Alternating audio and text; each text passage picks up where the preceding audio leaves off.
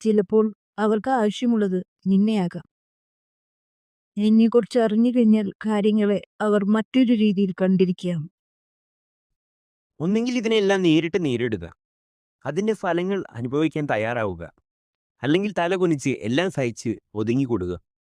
ഇതിൽ തെറ്റായ തീരുമാനങ്ങളൊന്നുമില്ല. പക്ഷേ നീ ഒരു തീരുമാനം എടുത്തേ മതിയാവൂ. എന്തിന്? കാരണം നീ ഞങ്ങളുടെ ആ പഴയ കൊച്ചുകുട്ടിയല്ല.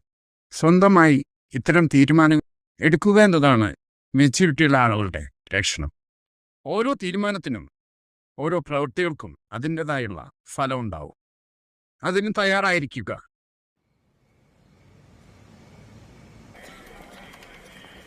എക്സ്ക്യൂസ് മീ, നിങ്ങൾക്ക് ഞങ്ങൾ അറിയാമോ?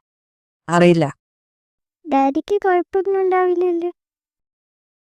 കരള് പോയി, വൃക്ക പോയി, സ്പ്ലീൻ തകർന്നു. ഓരോ ദിവസം കഴിയുമ്പോഴും ഓരോ അവയവങ്ങൾ ഫെയിലിയർ ആയിക്കൊണ്ടിരിക്കുകയാണ്. സത്യത്തിൽ ഇയാൾക്ക് എന്താണ് സംഭവിച്ചത്? ഞാൻ ഈ മുറിവ് തുന്നിക്കെട്ടാൻ പോവുകയാണ്. എനിക്ക് ആ ഉപകരണം തരൂ.